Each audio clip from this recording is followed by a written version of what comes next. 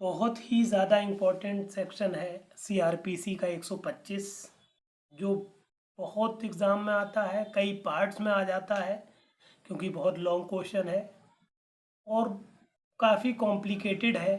Books में हम इसको बहुत इजी करके आपको बता रहे हैं, इसलिए प्लीज़ हमारे चैनल को आप सब्सक्राइब ज़रूर करें और शेयर ज़रूर करें। पहले देखें क्या कहता है सेक्शन। पत्नी, संतान और माता पिता के भरण पोषण के लिए आदेश। पहली बात इन्होंने क्या कही है, यदि पर्याप्त साधनों वाला कोई व्यक्ति, जिसके पास पर्याप्त साधन है वो व्यक्ति का नंबर पे अपनी पत्नी का जो भरण पोषण करने में असमर्थ है, या अपनी धर्मज या अधर्मज संतान का, चाहे विवाहित हो या ना हो, जो अपना भरण पोषण करने में असमर्थ है। ठीक।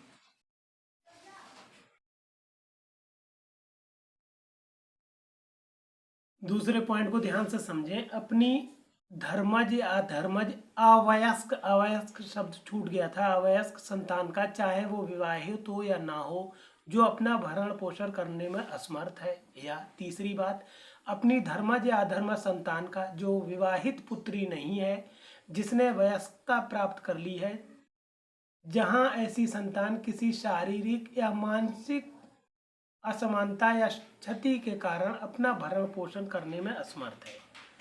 तीन तरह की बातें हो गई। पत्नी जो असमर्थ है भरण पोषण करने में, दूसरी धर्मज या अधर्मज अवयस्क संतान, तीसरी बात धर्मज या अधर्मज है संतान किंतु वो वयस्क है, किंतु वो मानसिक या शारीरिक रूप से सक्षम नहीं है अपना भरण पोषण करने में, और चौथी बात है अपने माता पिता का, जो अपना भरण पोषण करने में असमर्थ है। ये चार लोग हैं जिनका भरण पोषण करने का दायित्व उस पर्याप्त साधनों वाले व्यक्ति पर है। आगे देखें। इन चारों का भरण पोषण करने में उपेक्षा करता है या भरण पोषण करने से इनकार करता है तो प्रथम वर्ग, कौन सा मजिस्ट्रेट? प्रथम वर्ग मजिस्ट्रेट ऐसी उपेक्षा या इनकार के साबित हो जाने पर ऐसे व्यक्ति को ये निर्देश दे सकता है कि वो अपनी पत्नी, ऐसी संतान, माता या पिता के भरण पोषण के लिए ऐसी मासिक दर पर, जिसे मजिस्ट्रेट ठीक समझे, मासिक भत्ता दे। ठीक। इसमें एक परंतु है, परंतु ये कि अंतरिम भरण पोषण के मासिक भत्ते और कार्रवाइयों के खर्चे के लिए आवेदन का निस्तारण ऐसे आवेदन की उस व्यक्ति पर सूचना की तामील हो जाने के 60 दिन के भीतर यथासंभव कर दिया जाएगा। ये बात ध्यान रखें। क्या कहा गया परंतु में? कि 60 दिन के अंदर अंदर जो आवेदन किया गया उसकी तामील होने के 60 दिन के अंदर अंदर आवेदन का निस्तारण हो जाना चाहिए। एक पॉइंट यहाँ खत्म हुआ। अब चूंकि देखिए ये तो कोर्ट ने कह दिया कि आप भरण पोषण करिए। दूसरा पॉइंट बहुत इंपॉर्टेंट है, इस पे बहुत इंपॉर्टेंट वाद है एक रजनेश बनाम नेहा का, अभी हम बताते हैं इसके बारे में। अब भरण पोषण कब से होगा ये पता था। दूसरा पॉइंट, भरण पोषण के लिए भत्ता या कार्रवाई का खर्च आदेश की तारीख से, या आदेश में ये उल्लिखित कर दिया गया हो कि आवेदन की तारीख से संदेह होगा तो भरण पोषण आवेदन की तारीख से देना होगा। रजनेश बनाम नेहा और अन्य 2020 का ये सुप्रीम कोर्ट का केस है। इसमें कहा गया है कि जो भरण पोषण देना होता है, देय है, उस तारीख या खर्चे का जो प्रदान करना है वो उस तारीख से दिया जाएगा जिस पर आवेदन किया गया था, उस तारीख से। और ये इसको आज्ञापक बना दिया सुप्रीम कोर्ट ने। ये नहीं कहा कि आप आदेश की तारीख से दें। ये बहुत इंपॉर्टेंट है, वीडियो पॉज करके इसको लिख लीजिएगा। तीसरी बात, अब ये दे दिया ऑर्डर कि कब से किसको देना है, कब देना है।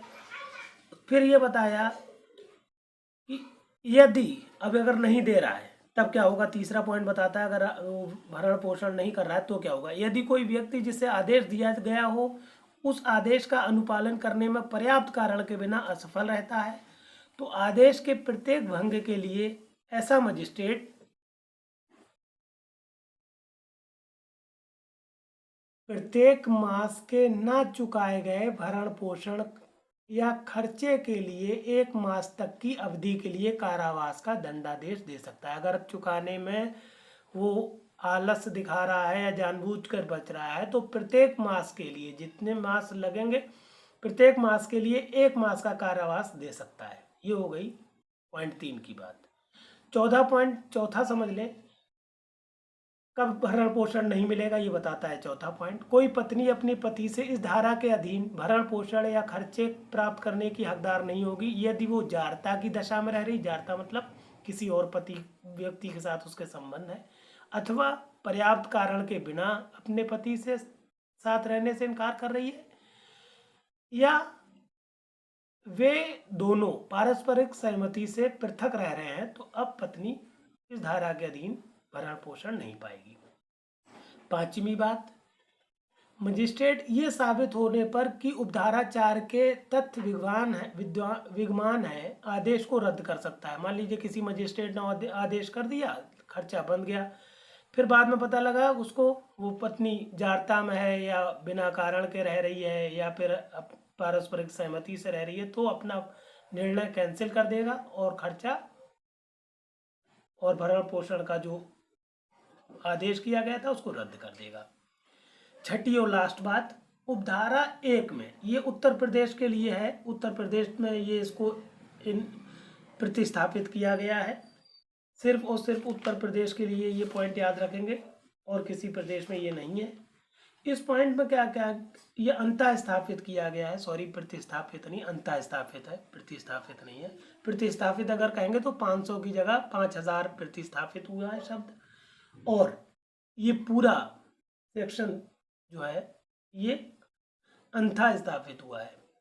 इसमें क्या कह रहा है, मजिस्ट्रेट ये साबित हो सॉरी उपधारा 1 में जहां मजिस्ट्रेट को ये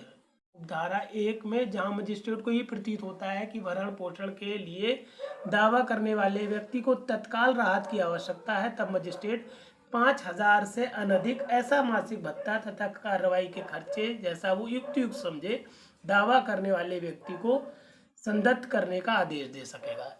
पहले ये अमाउंट 500 थी, अब मजिस्ट्रेट को लगता है कि उसको तत्काल ज़रूरत है तो 5000 तक का खर्चा और भरण पोषण के लिए प्रति माह वो आदेश कर सकेगा।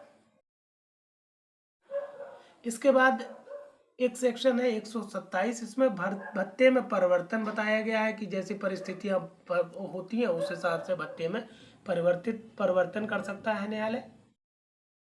इसमें बहुत ज़्यादा डिटेल में नहीं बताया गया है।